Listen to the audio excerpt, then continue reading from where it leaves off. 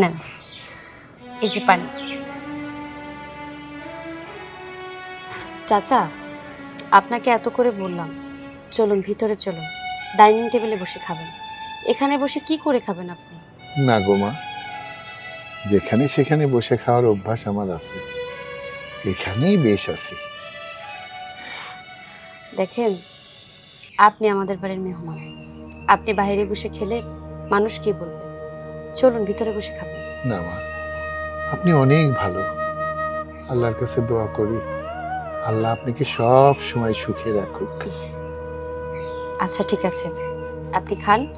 কোনো কিছু যদি প্রয়োজন হয় আমাকে ডাক দিয়ে বলবেন, আমি আপনাকে দিব। জি মা।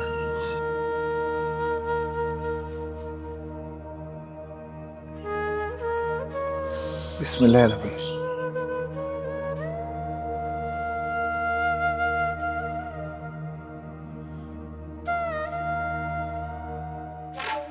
কি ব্যাপার? বাড়িতে আপনাকে খাবার কে দিয়েছে? আমি খুব ক্ষুধার্ত মা, এখানে এসে বললাম, বাড়ির ভিতর থেকে একটা মেয়ে আমাকে খাবার দিয়ে গেল না। আসলে আপনাদের মতো মানুষকে না খাবার দেওয়া উচিত না।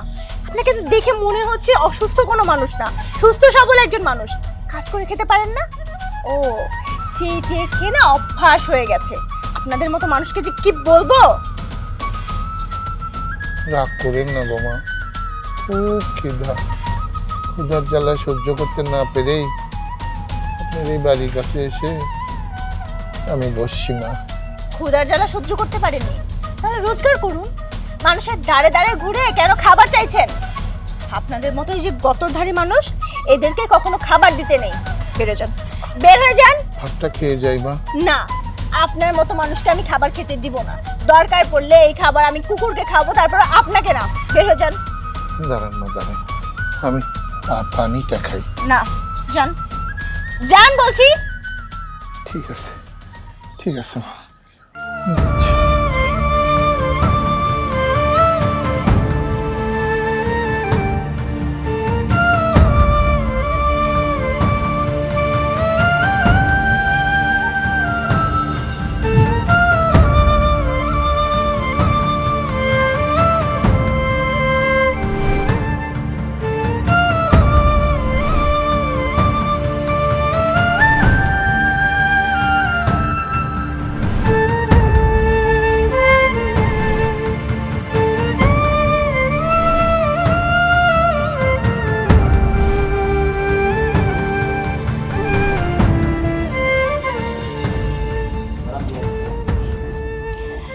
আসসালামু আলাইকুম ভাইজান। ওয়ালাইকুম আসসালাম, বসেন। আপনি ফোন দেওয়ার সাথে সাথে আমি 1 মিনিটও দেরি করিনি, চলে আসছি। তো ভাইজান কিসের জন্য ফোন দিয়েছিলেন? আপা, আমি আপনাকে কথাটা টেলিফোনেই বলতে পারতাম, আপনাকে আসতে বলেছি সামনাসামনি কথাটা বলবো বলে। আপনার মেয়ের সঙ্গে আমার ছেলের বিয়েটা হচ্ছে না। বিয়ে হচ্ছে না? এটা কেমন কথা বললেন? আর বিয়েটা কি ছেলে খেলা? আমার আত্মীয় স্বজন, পাড়া প্রতিবেশী সবাই জানে যে আপনার ছেলের সাথে আমার মেয়ের বিয়ে হবে। এখন এটা ভেঙে দিলে কিভাবে সম্ভব? আর আমারও তো একটা মান সম্মান আছে। সে তো ঠিক আছে, দেখুন, আমি আমার ছেলেকে বিয়ে দিয়ে আমার ঘরে পুত্রবধূ আনতে চেয়েছিলাম, কিন্তু অনেক চিন্তা ভাবনা করে ভাবলাম যে আমি যে মেয়েটাকে আমার ঘরের পুত্রবধূ করব তাকে একটু যাচাই করা দরকার। তাই আমি যাচাই করতে গিয়েছিলাম। আপনার বড় মেয়ে, তার স্বভাব চরিত্র, আচার আচরণ আমার কাছে মোটেই ভালো লাগেনি। সে মানুষকে মানুষ মনে করে না, অহংকার এতটাই তার। আমি যে রূপ তার দেখেছি, আমি একজন অহংকারী মেয়ে তো আমার বাড়ির পুত্রবধূ করতে পারি না। আমি এমন একজন মেয়েকে খুঁজতেছিলাম যে মেয়ে আমার বাড়ির পুত্রবধূ হয়ে এসে আমার কাজের লোকের সঙ্গে একই ডাইনিং টেবিলে বসে খেতে পারবে, যার ভিতর মনুষ্যত্ব বোধ থাকবে, যার ভিতরে মানুষের জন্য অন্তর কাঁদবে, সেরকম একটা মেয়ে আমি চাই। তাই আপনার মেয়ের সঙ্গে আমার ছেলের বিয়ে হবে না। বুঝতে পারছি, এখন আপনি আমার মান সম্মানটা নষ্ট করার চিন্তা ভাবনা করছেন। কি আর করার? আপনার ছেলে যদি বিয়ে দিতে না চান তাহলে তো জোর করে আর বিয়ে দেওয়া যাবে না। তবে হ্যাঁ, আপনি যদি রাজি থাকেন তাহলে আপনার ছোট মেয়ের সঙ্গে আমি বিয়ে দিয়ে তাকে পুত্রবধূ করে আনতে পারি। এটা আপনি কেমন কথা বলেন? আমি বড় মেয়ে রেখে ছোট মেয়েকে বিয়ে দিব? এটা কি আদৌ সম্ভব? মানুষ কি বলবে? মানুষ বলবে আমার বড় মেয়ের নিশ্চয়ই কোনো খুঁত আছে, এই জন্য আমার বড় মেয়ের বিয়ে হচ্ছে না। না না, আমি এটা দিতে পারবো না। ঠিক আছে, তাহলে কথা ওটাই রইল, এ বিয়ে হচ্ছে না, আপনি আসতে পারেন।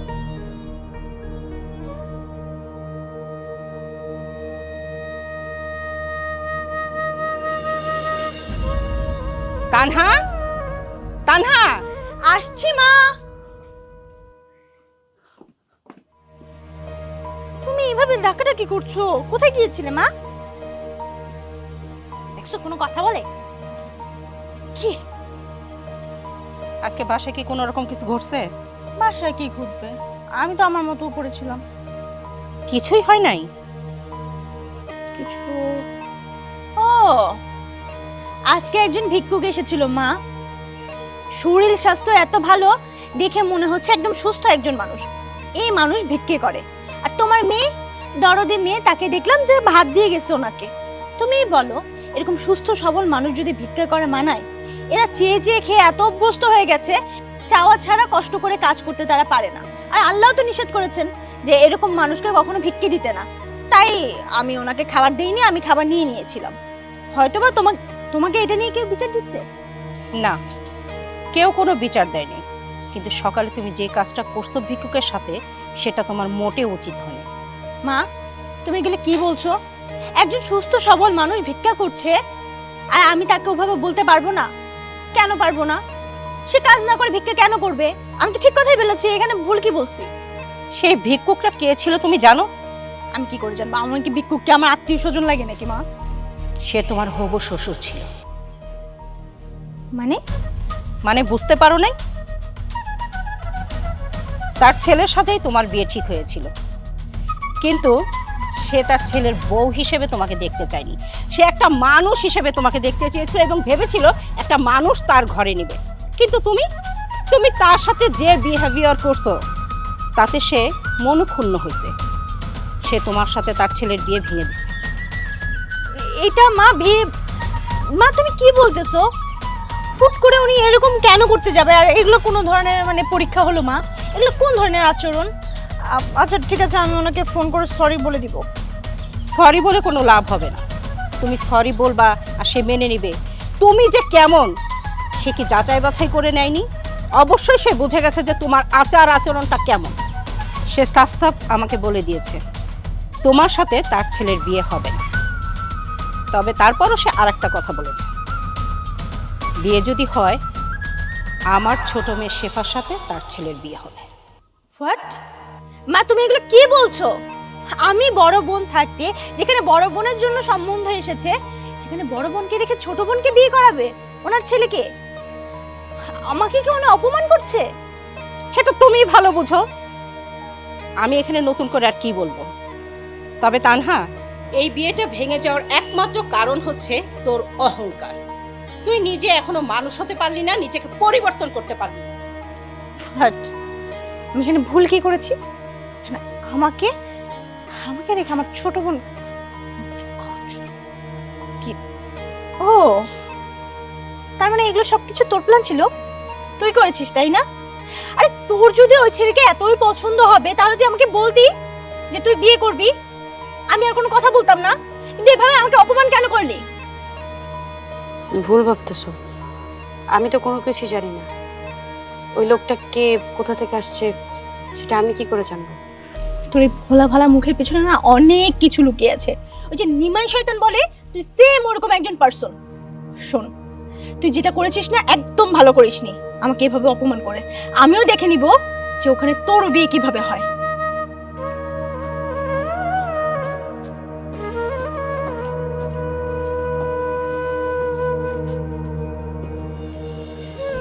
আচ্ছা তাহলে আমি যাই, তুই থাক, ঠিক আছে? আর আচ্ছা। তুই করিস না, কিন্তু এরকম পাগলামি করিস না, ড্রেসটা ঠিক কর। এভাবে তুই হুটহাট করে অফিস চলে যাস, এটা কিন্তু ঠিক না। না এইভাবে যাব না, ওই হঠাৎ করে ওই দিন ফোন আসছে। কি ব্যাপার, আপনি কে? আসসালামু আলাইকুম। ওয়ালাইকুম আসসালাম। কিছু জি, বলবেন? please, please। বসুন ভাই, তুই বস তো। কিছু বলবেন? জি, বলার জন্য এসেছি। আপনার পরিচয়টা জানতে পারি? জি, আমার নাম শেফা। আমার বাবার নাম জাকারিয়া চৌধুরী। ও আচ্ছা আচ্ছা, ভাইয়া উনি তো হচ্ছে আমার হবু বিয়ান, মানে তোমার শালি। কথা বলো। আসলে আমি আপনাদের বাসায় এসেছি। আজকে আপনার বাবা ভিক্ষুক সেজে আমাদের বাড়িতে গিয়েছিল আমার আপুকে পরীক্ষা করার জন্য, কিন্তু আমার আপু তাকে ভিক্ষুক ভেবে তাকে অনেক তুচ্ছ-তাচ্ছিল্য করেছে, অপমান করেছে। তাতে আপনার বাবা অনেক ইনসাল্ট ফিল করেছে, কিন্তু আমার আপু না বুঝতে পারে না যে উনি হবু শ্বশুর আপুর। তাই আপনাদের কাছে আমি ওর হয়ে ক্ষমা চেতে এসেছি। শুনেছি মায়ের মুখ থেকে আপনার বাবা নাকি এই বিয়েটা নাকি ভেঙে দিছে। এই জন্য আপু আমাকেই দোষারোপ করছে। আপু ভাবছে যে আমি মনে হয় ইচ্ছে করেই আপুর এই বিয়েটা ভেঙে দিয়েছি। আমার আপু কিন্তু মানুষ হিসেবে যথেষ্ট ভালো। আমি চাই যে এই বিয়েটা হোক। এখন আপনারা তো ম্যাচিউরড পারসন, আপনাদের কাছে বলছি, আপনারা যদি একটু আঙ্কেলকে বুঝিয়ে বলতেন তাহলে আমার মনে হয় বিয়েটা হতো। বিয়ান, এসব নিয়ে আপনি একদমই চিন্তা করবেন না। আব্বু তো এখন বাসায় নেই, আব্বু আসুক, তারপর আমি আর ভাইয়া মিলে আব্বুকে বুঝিয়ে বলবো, আব্বুকে আপনাদের বাড়িতে পাঠানোর ব্যবস্থা করব। ভাইয়া, আমার আপু সত্যিই অনেক ভালো, তার মতো একটা মানুষ হয় না। হয়তো বা একটু রাগী, কিন্তু এই বিয়েটা আপনারা ভাঙবেন না। ভালো থাকবেন। ভাইয়া, তোর শালি তো তোর বউয়ের চেয়ে সুন্দরী রে। যাক, এই তোর মিটিং এর সময় হয়ে যেতেছে, তাড়াতাড়ি যা। মিটিং, এটা বিয়ের খবর পাইছি, মিটিং এর শোন, বিয়ে করার আগে ওনাদের বেশি ছটফট করতে হয় না, একটু ঠান্ডা থাকতে হবে। তোর বড় আমি। কি ব্যাপার, দুজন একসঙ্গে বসে কি করছো? খুবই গুরুত্বপূর্ণ একটা বিষয় নিয়ে আলোচনা করতেছিলাম আব্বা। কি গুরুত্বপূর্ণ বিষয় বুঝলাম না। আব্বা, আপনি মনে হয় যে ভাইয়ার জন্য যে মেয়েটা দেখছেন তাদের বাড়িতে আজকে গেছিলেন। মেয়ের ছোট বোনটা আসছিল। মেয়েটা খুব ভালো, ওর বোনের নামে অনেক সুনাম করলো। ওর বোন নাকি এমনিতে একটু রাগী, কিন্তু মন মানসিকতা খুবই ভালো। আপনাকে না চিনা, আপনাকে না যায় না নাকি একটু আপনার সাথে খারাপ ব্যবহার করে ফেলছে। ওর ছোট বোনটা অনুরোধ করলো যেন এই বিয়েটা আমরা না ভাঙি। আর ওর ছোট বোনটাও খুব ভালো, ভালো মানুষ, আপনাকে খুঁজছিল, বলছে আপনার কাছে রিকোয়েস্ট করবে। তো আমরা আবার আপনার অনুমতি ছাড়াই বলছি যে আমরাই আব্বুকে বললে হবে। ভাইজান, দেখো, আমি আসলে চাচ্ছি আমার বাড়িতে তোমাদের বউ আসবে, যে সে একজন মানুষ আসুক। আমার বাড়ি কত লোকজন, আত্মীয় স্বজন আসে, তাদের সঙ্গে ভালো ব্যবহার করতে হবে। আমার কাজের লোকদের সঙ্গে নিজের মতো করে ব্যবহার করতে হবে, নিজের মানুষের মতো করে। কিন্তু আমি ওর যে রূপ দেখে এসেছি তাতে মনে হয় না ও খুব একটা পরিবর্তন হতে পারবে। আব্বু, মানুষ মাত্রই ভুল, মানুষ ভুল করতে পারে না। আর আপনি নাকি ওই বাড়িতে ভিক্ষুক সেজা গেছেন। একটা মানুষ কি বুঝতে পারে কে ভিক্ষুক সেজা গেছে? আর ও তো আপনাকে চেনে না বা জানে না, হয়তো মাথা বা মন অন্য কোনো কারণে খারাপ ছিল, যার কারণে আপনার সাথে একটু খারাপ ব্যবহার করে ফেলছে। এটার জন্য আমার কাছে মনে হয় বিয়েটা না ভাঙলেও হয়। আচ্ছা, আমি বোধহয় তোমাদেরকে বুঝাতে পারি না। আমি বলেছি আমার ক্ষেত্রে না, আমার পরিচয় পেলে তো আমাকে সম্মান করবে, করতে। আমি যেটা চাইছি যে প্রত্যেকটা মানুষের সঙ্গে তাদের ব্যবহারটা কি, সেই কথাটা বলছি। সেইটা কি এখন বুঝতে পারছো তোমরা যে আমি ভিক্ষুক সেজে কেন গিয়েছিলাম? বাবা, আমি বুঝতে পারছি, ও হয়তো বুঝতে বলেছে ব্যাপারটা ছিল না। আমি একটু বলি, আসলে এত শর্ট টাইম বাবা মানুষ, আমি বলছি না যে তোমার মানুষ চুজিং বা তুমি মানুষকে চিনতে ভুল করেছো, এরকম অবশ্যই আমি বলবো না।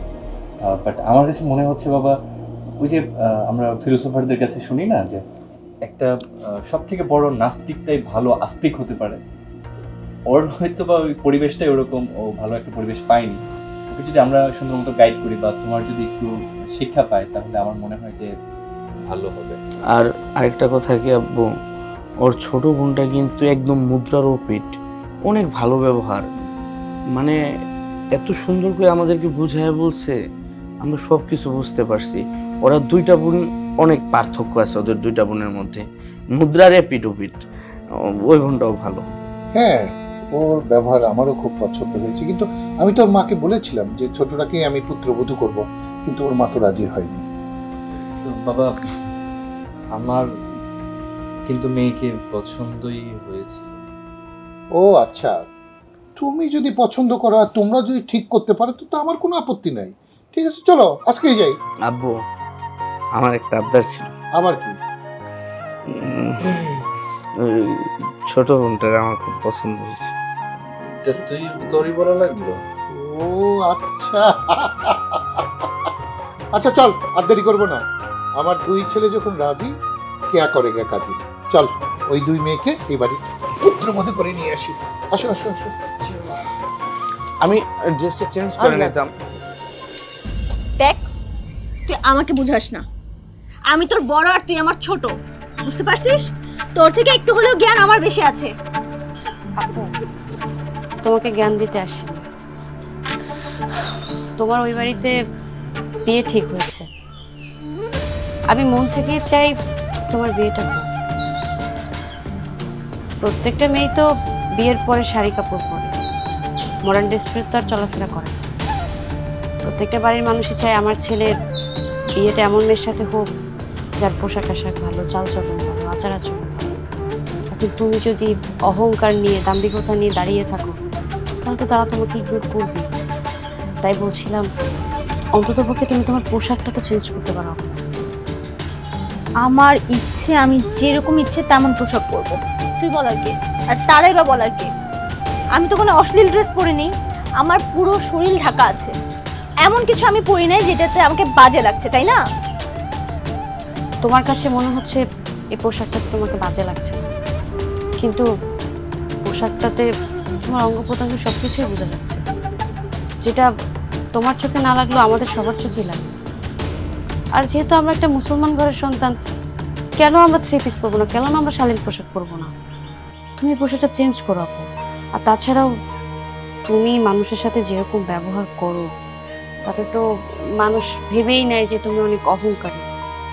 দেখ, আমি কথা বুঝে শুনেই বলি। যে যে ব্যবহারের প্রাপ্য তার সাথে ঠিক তেমন ব্যবহারই করি। আমি কি করে বুঝবো উনি নাটক করে এসেছে এখানে আর তুই তুই তার সাথে মিলেছিলি? আমি তার সাথে মিলে ছিলাম না। আমি জানতাম না তোমার হবু শ্বশুর এইভাবে এরকম পোশাক আশাক পরে আমাদের বাড়িতে এসে তোমাকে পরীক্ষা করবে। কারণ আমি তো তাকে কখনো দেখিনি। তাহলে কেন তুমি আমাকে দোষারোপ করছো?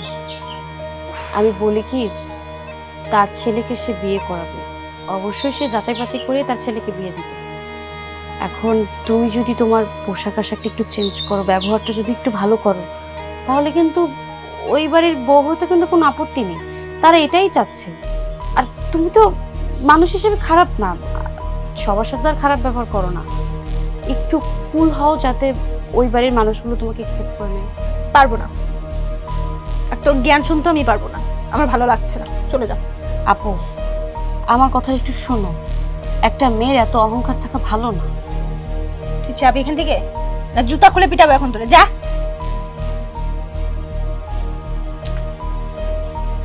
আসছে, যে যেখান দিয়ে পাচ্ছে আমাকে জ্ঞান দিয়ে চলে যাচ্ছে। হাহ, আমি স্টুডেন্ট পড়ছি ওদের কাছে।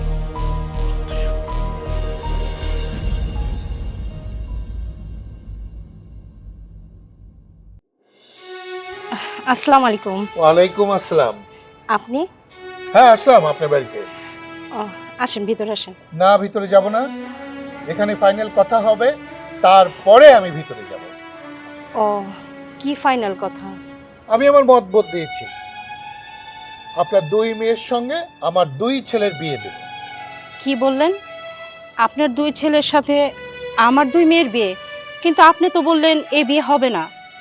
আমি সিদ্ধান্ত বদল করেছি। আমি বলেছিলাম এই বিয়ে হবে না, কিন্তু এখন আমি চিন্তা করে দেখলাম আপনার দুই মেয়ের সঙ্গে আমার দুই ছেলের বিয়ে করে আমার বাড়ির বউ করে নিয়ে যাব। জানেন, আমি একটা জিনিস ভেবে দেখলাম, ওই যে কিছু পচা ফলের সঙ্গে যদি ভালো ফল থাকে, ভালো ফলটাও পচে যায়। সেটাই তো আমরা দেখে এসেছি না? তা আমি যেটা চিন্তা করলাম যে এক একটা ভালো ফলের সঙ্গে একটা পচা ফল রাখলে পচা ফলটা তো ভালো হতে পারে, তাকে তো সেই সুযোগ দেওয়া উচিত।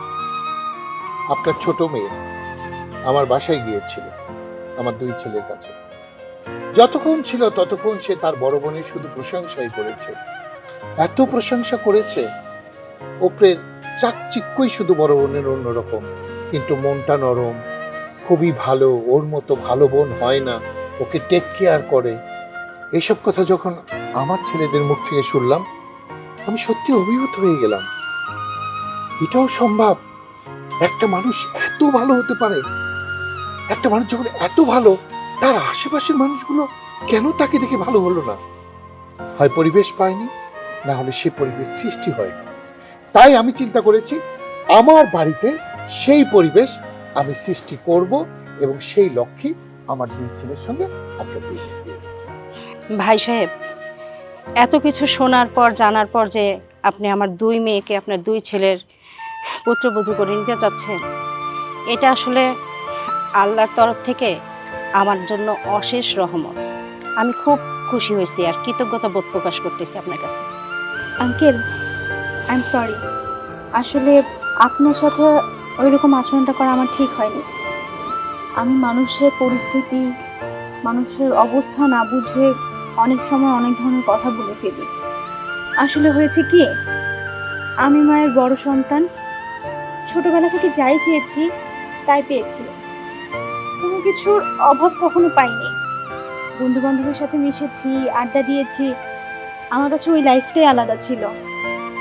সবচেয়ে বড় কথা হচ্ছে আমাদের বাবা মারা গেছে অনেক আগে, আমরা তখন অনেক ছোট। বাবার শাসনটা কি হয়, বাবার শিক্ষাটা কি হয়, সেটা আমরা কখনো পাইনি। তাই হয়তো আমি অনেকটা পরিবর্তন হয়ে গেছি, আমার আচরণটা অনেকটা রুড। আমি আশা করব আপনি আমার বাবার মতো, আপনি আমার বাবা হয়ে আমাকে শাসন করবেন এবং নিজের সন্তানের মতো করে গড়ে তুলবেন। না মা, আমি এটা নিয়ে ভাবছি না। আমি আপনার ছোট মেয়ে একটা রত্ন, সেই রত্নকে আমার বাড়িতে নিয়ে যাচ্ছি।